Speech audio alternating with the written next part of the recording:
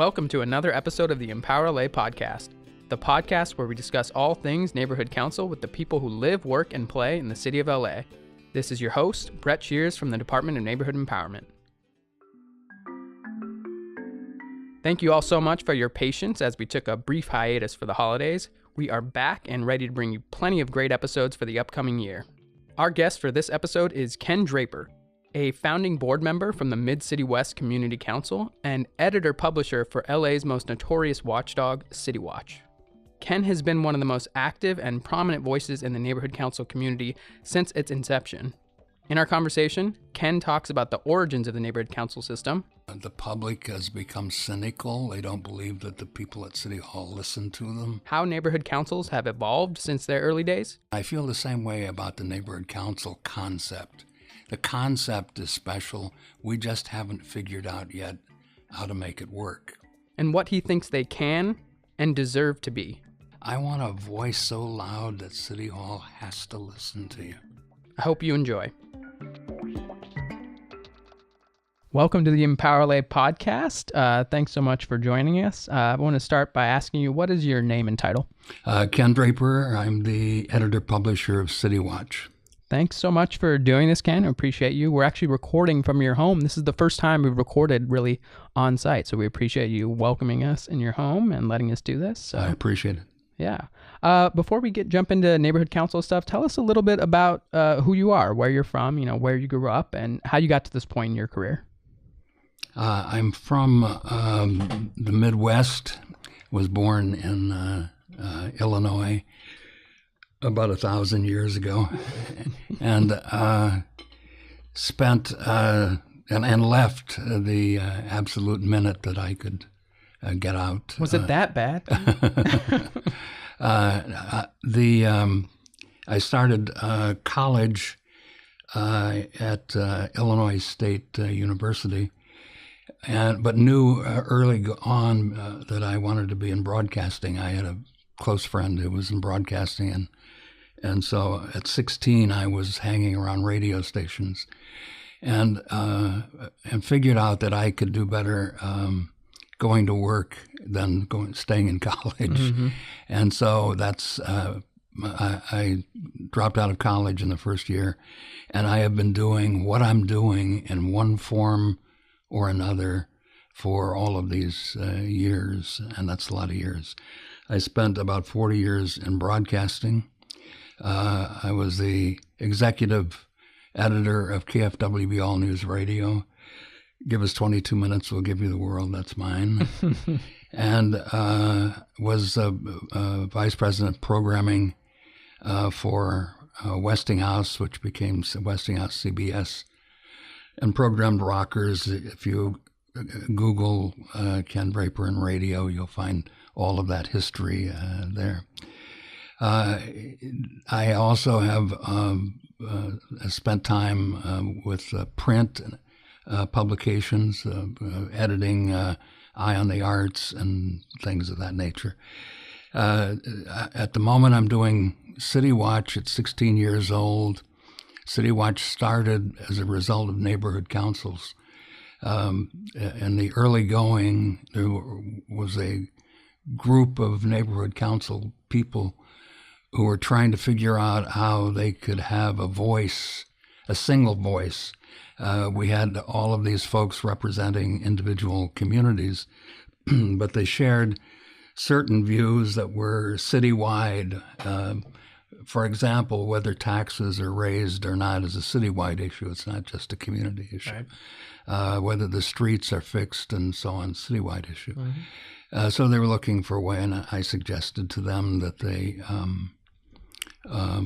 publish a newsletter and do it independently, have it advertiser supported so that they didn't owe the city anything and didn't have any obligations. Everybody on the committee, there were about 30 people, thought it was a great idea, but nobody did anything.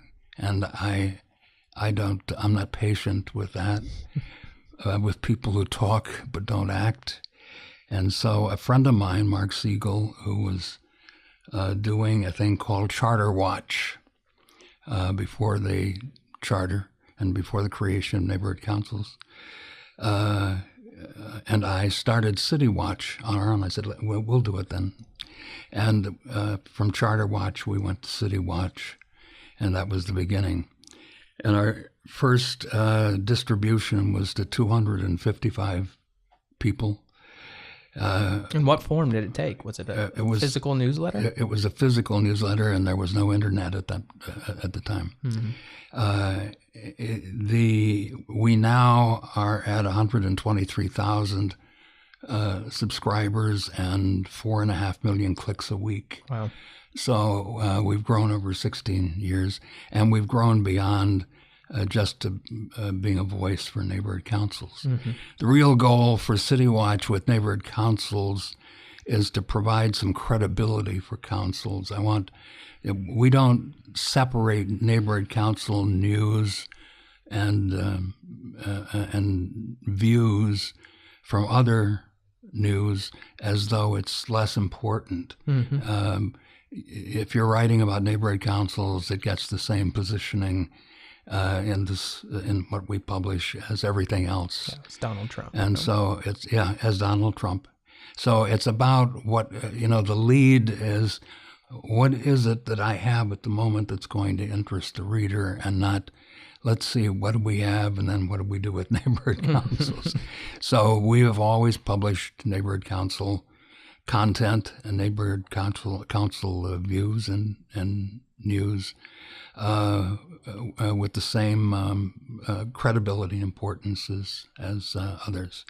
But we simply have grown beyond that. Where the readership is way beyond neighborhood council participation. And it's also one of the reasons that looking to the future, if there's a future for neighborhood councils, that the use of CityWatch has a value. We reach a bunch of people mm-hmm. who at the moment have no idea what neighborhood councils are. Right. Anyway, so I publish CityWatch, and we're still at it. We're growing. We're working on a Washington, D.C. CityWatch, and we're working on radio and video programming for content, CityWatch. Yeah. So it continues to grow. It's a 24/7 job, and that's where I am today. That's great. Thank you for that. So this whole project, the CityWatch project, started, talking about the neighborhood council system. You talked about how you expanded since then, and really you've brought in a lot of people who might not have otherwise heard of neighborhood councils. But going back, what was your first experience with this neighborhood council system? I mean, it's 20 years on now. You talked about Charter Watch existing, predating the neighborhood council system. What do you remember? What was it? What was your first experience with it all? At the time they were preparing for the charter, the mayor was Mayor Reardon, and one of the major changes they wanted to make in the charter was to give the mayor more power, more administrative power. And this was early to mid 90s, right? This was in 1998. Late 90s. And the neighborhood councils were a part of that charter as a result of Joel Wax. Joel Wax was a council person in Los Angeles a number of years ago. In 1992, he ran for mayor, and his chief of staff then, Greg Nelson, who later was a general manager for the Department of Neighbor Empowerment for 5 years, had an idea for the neighborhood councils, They called them at that time family of neighborhoods. Mm-hmm. And it became a plank in Joel Wax's campaign when he ran for mayor. He didn't win, but the idea stayed with him. It's now 1996. Joel Wax said, the public has become cynical. They don't believe that the people at City Hall listen to them. And he restarted the neighborhood council idea, only instead of family of neighborhoods, he called it neighborhood councils. Mm-hmm. And they were born then. And two different groups were formed to create the language for the charter for neighborhood councils. That's about when I became involved, because Joel was promoting the concept. Mm-hmm. And I liked the concept. I like the concept the same way I like the concept of democracy. Now, this country hasn't figured out how to make democracy work after 250 years yet. Mm-hmm. But it doesn't mean, and we get confused between the country and the idea. And the idea of democracy remains special, even though we haven't figured out how to make it work. And I feel the same way about the neighborhood council concept. The concept is special. We just haven't figured out yet how to make it work. And in any case, that was the beginning. And I felt that as a charter change, if I was going to participate in it, I had an agreement with the city. And one of the things that the charter demands is that the city, and when they create neighborhood councils, provide places for the city to meet, for the neighborhood councils to meet, and supports them, shows them how to form their organizations and so on. So I felt I had a contract with the city. And therefore, it wasn't just a block club. It wasn't just a homeowner association. Mm-hmm. I could go yell at the council and say, wait a minute, it says here in the charter, you have to do this for me, and we can do it. That was the beginning of my involvement with neighborhood councils. And the finish to this long paragraph is, I then decided that I would start a council myself in my community, and I did. And I founded Mid-City West. And we didn't have a group. This was not a neighborhood council that began as the result of a group that already existed, and we just went out. It was just me, one person. Mm-hmm. And I called one person, and I said, I need your help. And she had a great Rolodex, and we began calling people and talking to people, and it expanded. We held over 40 meetings in this community before we formed this neighborhood council. And so that was the beginning of my experience with neighborhood councils. The CityWatch came along, and the neighborhood councils, the certification of neighborhood councils began. We began CityWatch in 2002. The first council was 2001, and CityWatch began to participate in the process. The first major achievement of neighborhood councils was the Memorandum of Understanding with the Department of Water and Power. Mm-hmm. The Department of Water and Power is an empire, and they for years had paid no attention to anyone. They didn't have to. They were unique, the largest public-owned utility, and the people running it were kings. And they literally, when they wanted to raise rates, they raised the rates and so on. As it happened, they were about to raise rates when neighborhood councils were formed, and a guy named Jim Alger, a neighborhood council person, went down to that meeting and said, you can't do that.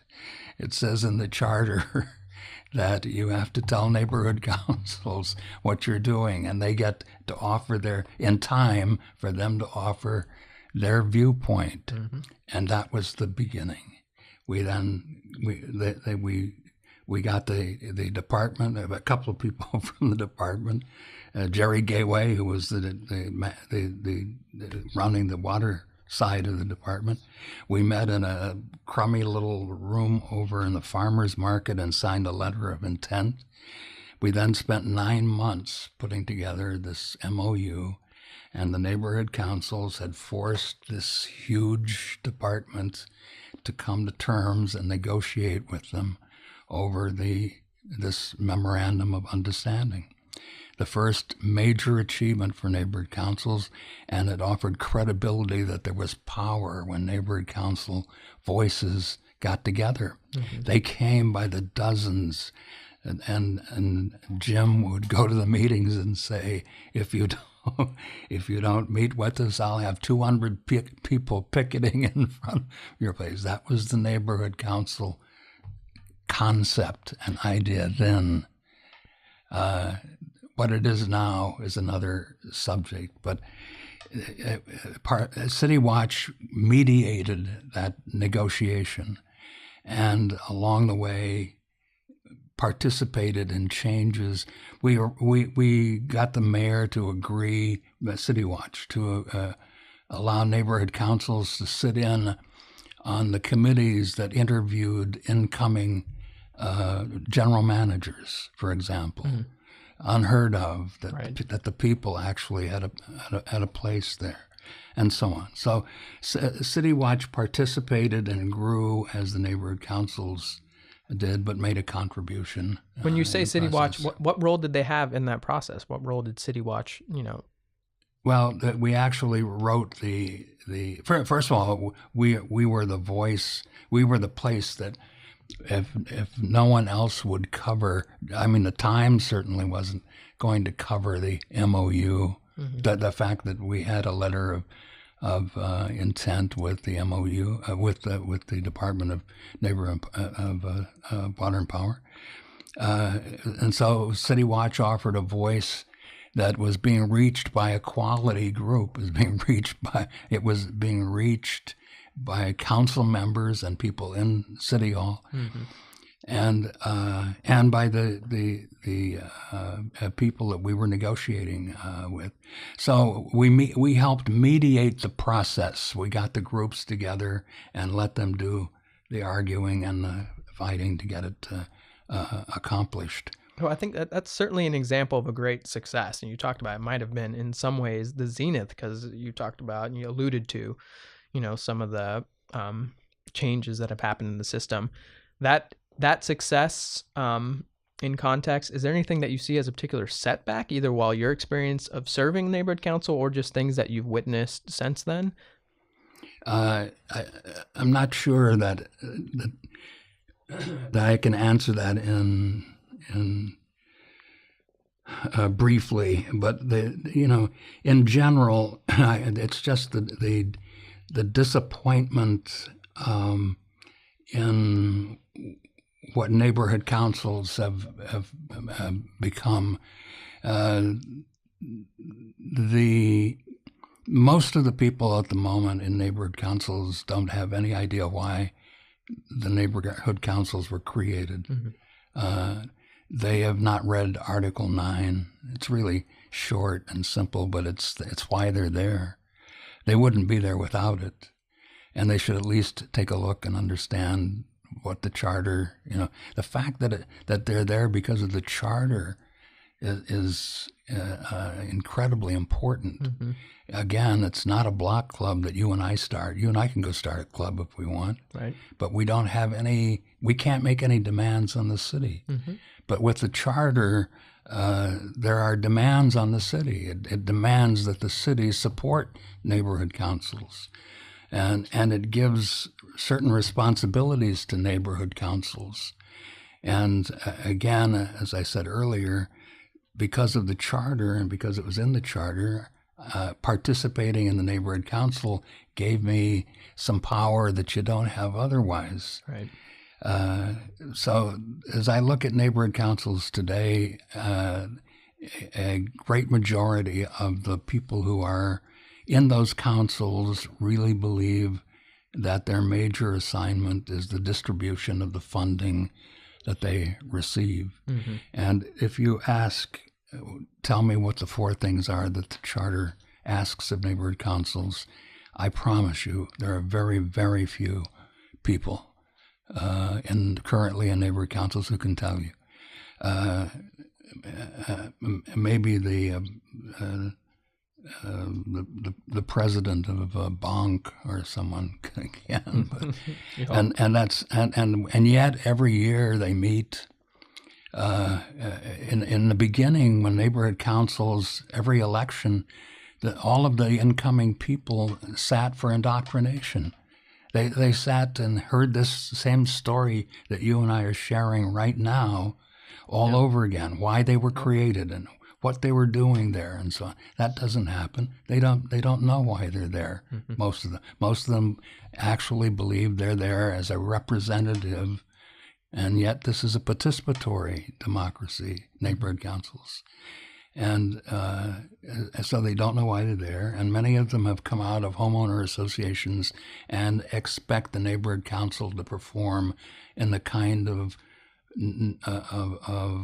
homeowner association format. Nothing wrong with block clubs. There's nothing wrong with homeowner associations. I'm just saying they're different. Yeah. They are not in the charter. They're not charter prescribed as neighborhood councils are. So it's sad now, all of these years later, to watch the neighborhood have major issues going on in the city and not have any response from the neighborhood councils. The neighborhood councils, the charter asks the neighborhood councils to promote civic engagement and to be a voice for the communities, the neighborhoods that they represent. And today, it's there. In the early going, you couldn't go to a meeting, you couldn't go to a commission meeting and not have neighborhood council people there. And in fact, at the planning commission, time used to be set aside in public comment just for. There were so many people from neighborhood councils just for neighborhood councils. Today, you can go to meeting after meeting after meeting. There's anybody from neighborhood councils there. The idea of dealing with issues or asking their communities what it is they're after or what their needs are and being a voice for that community doesn't exist anymore. Again, unfortunately, people believe that to redesign medians and get scoreboards for schools and give cameras to the police is the way to spend that funding. And the funding is there to help the councils do what the charter asks them to do, to promote civic engagement. And while we're on the subject of funding and disappointments, probably the biggest mistake that neighborhood councils, that was made in the creation of councils, was accepting funding from the city. The minute the council took the city's money, it became a city agency, as opposed to an independent. The original concept was that each council was a reflection of its neighborhood and was an independent body and owed no one. In fact, in the beginning, Greg Nelson's idea was that they would be supported by grants and other things and have no obligation. But at the moment, the city council can overturn anything you do. We're still working for the city council. We have neighborhood councils who believe that it's really special that they have a good relationship with the city council person. In the beginning, the idea was that they were going to be overseeing that department and make sure they delivered services and so on. You can't be in bed with the person that you're going to oversee. It doesn't work that way. And just for the people who don't know, so neighborhood councils are allocated an annual amount, from the city, in these about $42,000 right now, but it's changed over time. So you're saying that this money, in some ways, is kind of consent to being overseen rather than being really someone that you are overseeing. The neighborhood councils are overseeing the departments or the city entities. Yeah, I'm saying that the council should have rejected that idea themselves in the beginning. The neighborhood council. But they thought it was a windfall. And the idea of actually, imagine that you've been an activist for a long time and the problems of raising funds to go actually do something is always, ask any politician. They spend most of their time trying to raise funds. Yeah. So here's the city giving you the money. But it was during the secession debate, and it was a great idea in Hahn's mind, because if he had the neighborhood councils on his side, they're not going to want to give up the money. They're going to want to keep the councils, and it would provide more support for him in the fight against secession. In the meantime, they gave up their souls, and so they're now just city agencies reporting to the city council, many of whom have no it's their attention to neighborhood councils is only because they have to. It's not because they think this is a great idea. It's because they don't have an option. Yeah. And some of them, even with that understanding, don't have very good relationships with their councils. What kind of lessons do you think we can glean from this? What you clearly view as a degradation of either whether it's understanding or exertion of power or responsibilities of neighborhood councils. What kind of lessons have you learned, or can we all collectively learn and try to at least apply going forward? Is there anything? Well, this is we're actually in a wonderful era. I think it's the most divided, and you can tell by looking at me. I've lived a long time in this country. It's the most divided this country has ever been. And you're gonna have to pull it back, because you just said that's wonderful. No, it's not. No, the wonderful part is that people. That it has spawned an activism that actually has a value. You could always get people to march for a few minutes or carry a sign or do something, but as with Me Too and other things that are going on today, it's the power of people coming together with a voice. There are seniors who are gathering in large groups to fight issues that are senior issues and so on. And I'm telling you that if the neighborhood councils ever decide to use the power of the voices that they have, if the department ever decides to teach them how, I don't give you the fish, I teach you how to fish. Right. I don't give you the bread, I teach you how to make the bread, the whole story. And if neighborhood councils would simply understand why they're here and understand how to harness the power they have, you have to imagine for just a moment how difficult it is to get the Department of Water and Power to do anything for you. They are too big. You can't, even the city council can't. But there was neighborhood councils forcing them to sit in this crummy little room to sign that agreement, to sit down and negotiate with neighborhood councils. And then people wanted to jump on the bandwagon. All of a sudden, there were people showing up to help us. Right. City council members were showing up to give us some help, didn't need their help, didn't want their help. Neighborhood councils did it by themselves. And as a matter of fact, when it was finally done, we had an agreement with the Department of Water and Power. And it was presented to the city council. And there was one councilman, Tony Cardenas, who wanted to 245 it. He wanted to take control of it himself. And he said, I think that the council should vote to take this thing under consideration and think about it. And we got people stood in line to talk to him about it and said, you can't, it's not yours, you can't have it, no way, it's not going to, we just came here to tell you about it. That's how powerful those voices were. And for 9 months those people came to every meeting, neighborhood councils together. Now I'm telling you, if with the department's help, with some understanding of how it works to do that, with some understanding of why neighborhood councils were created, that still exists. And it's at a good time in the country where people in general are beginning to get it. I have to speak up myself. I can't just leave it up to you. I have to participate in the process. Good time for that. Yeah. And that really anticipated my next question, which is, you talked about the mission of the Neighborhood Council. You talked about its explicit role laid out in the charter. I think it's fair to say you don't think we're achieving our goals, right? Is that accurate? That's accurate, yes. Well, what can we do? You talked about this people coming together. Are there any tangible steps we can take to really fulfill this mission, this, all that's laid out in the charter, all that you envision in its connection to democracy? What tangible steps can we take?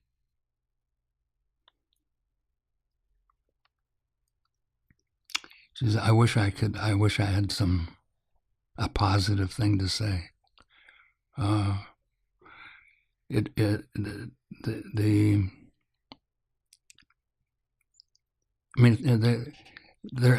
have the system that we all face is the same system that gets in the way of doing what you're talking about. We have a system where all of the general managers, all the department heads are hired by the mayor. And so becomes a political job. Mm-hmm.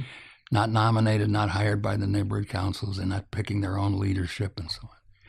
And so and then everything that we do, everything that neighborhood councils do now is also overseen by, there's even a committee. It wasn't, not, when people started neighborhood councils, it wasn't envisioned that there would be a committee on the city council that would actually try to oversee neighborhood councils who were supposed to be overseeing them. Mm-hmm. But there it is.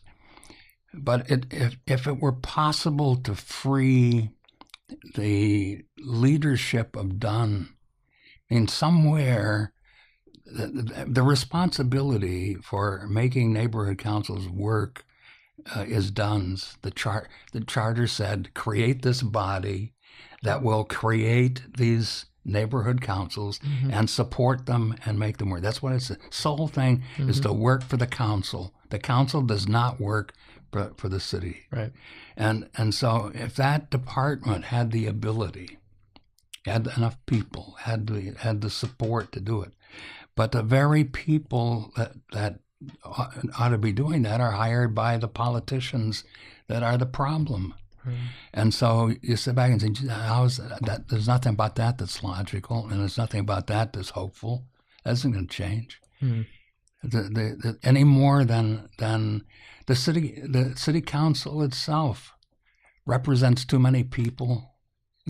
250, 60,000 people too many. Ought to be 20 council people. It's not going to happen. You ever look at the division? At the lines, districts. District 4, my God, it was, it's just craziness. And yet nobody there is going to change it. Yeah. It's the system. And so as long as neighborhood councils are the result of that system, I can't imagine them changing. And that's the problem. Do you think more outside participation from more people could lend itself to changing or improving things?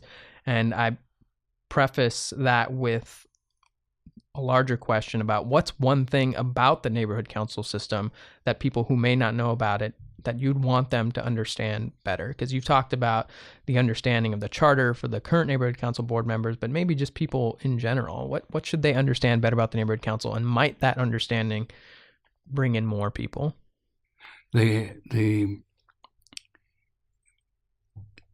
Perhaps the most important part is that you personally get to participate in the council. It isn't. If you're unhappy with city council, the idea of going out and running for city council is very intimidating for most of us. What it would cost to do it, all those things.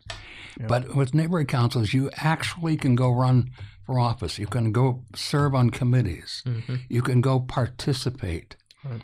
And you can take issues, and you can oversee those issues yourself. Right.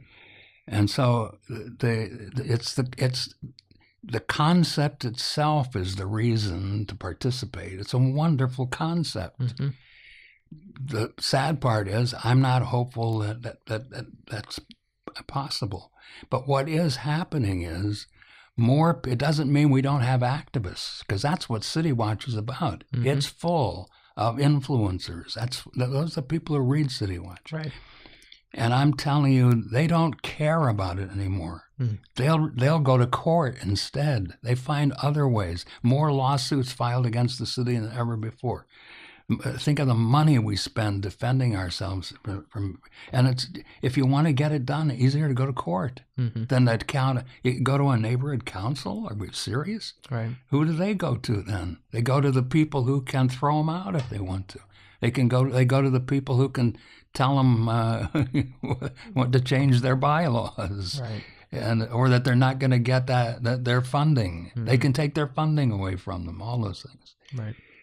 But I can, if I'm going to go out and raise funds, I might as well just get a lawyer and go to court, because I'll get more satisfaction. And there are the good news is there are more activists than ever before, people willing to get into the process.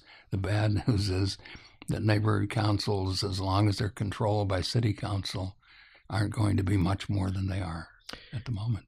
We talk about the Department of Neighborhood Empowerment's role in this. We're supposed to be empowering the individuals, supposed to be helping them out to do a lot of these things that you talked about. All this, I know, is very personal to you, given how much time and energy you've given to this system, and it's always an amazing thing to see that.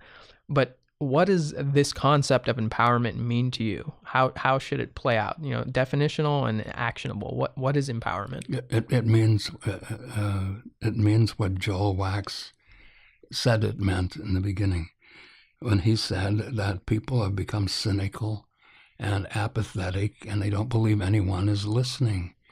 And it provides a voice that forces people to listen if you use it right. And I keep going back to the DWP MOU. It forced them to the table to participate in the process, and gave credibility to neighborhood councils, and gave a voice to the communities, and created a lesson, an example for neighborhood councils who to this day haven't gotten it. The MOU is an individual agreement between each neighborhood council and the department. There are many, many, many neighborhood councils who have not signed on because they don't understand that. Right. They think it's all, At the moment, you go to a neighborhood council and you're on the planning committee, and you get all of that planning information at the same time that the developer hands it out to everybody. Same time the city gets it. That's a result of the MOU with DWP, because the next group we went to was planning, and she said it'll take us a year or two to get the MOU, but she said we can start by doing this. In the meantime, there's another group, the transportation department, sitting there with an MOU that's about a paragraph short of being finished. Where are neighborhood councils? Why aren't the neighborhood councils? Where are they? Why aren't they? So the great thing is that the idea allows you and me, ordinary people, to get into the process and have a voice. And the bad news is that we haven't figured it out yet. And we're still, all these years later, thinking that it's just a glorified homeowner association that gets free money from the city. That's sad. Yeah. Well, I know that's a message that I hope people take seriously. I still think a lot of power in the neighborhood councils for the people who are there willing to seize it. I would love to see more of that, but I share some of your, concerns. Just me personally, as someone who's been on neighborhood council board and now with the department. And I hope to heed your call, and I hope others do too. But before we go, did you have any final thoughts on anything? I don't. One last thought on neighborhood councils. I don't believe that out of the 2,000 folks that are currently serving on boards, these are 2,000 losers. That's not what I believe. I believe there are a bunch of losers participating, but I also believe there are some bright people of all ages, some bright young people in the system, and there's some bright people who care, work hard, and haven't quite figured it, haven't gotten it quite moving right yet, but they're doing good things, and they're trying. So, somewhere that, and this is a wonderful city. For all of the complaints that we spend time on, whether it's streets or homelessness or whatever it is. We still wind up loving the city. And that's true of me and of CityWatch and so on. But I think there are a lot of people who, if anyone ever puts it together, can be powerful in the city. Can be. I want a voice so loud that City Hall has to listen to you. And you have neighborhood councils can do that, but if not councils, we'll find another way. We'll find other groups and other organizations. They're around. I want to thank you so much for your time, Ken. Thanks for helping us find a way. One of the, I'll say you're one of the OG neighborhood council people, one of the original guys out there. And that's why we fought so hard to get out here and to sit down with you, because I really appreciate what you have to say and giving us your time. Thanks so much, Ken. I enjoyed it. Thank you so much for listening to today's episode of the EmpowerLA Podcast. As always, you can learn more about the Neighborhood Council system at EmpowerLA.org, where you can find information about all the neighborhood councils that make the city of LA a better place. You can also check out our show notes for the episode if you want to learn a bit more about the topics we discussed. The EmpowerLA Podcast is available in a variety of formats for all your listening needs.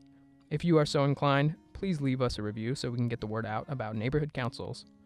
Thank you so much for your support.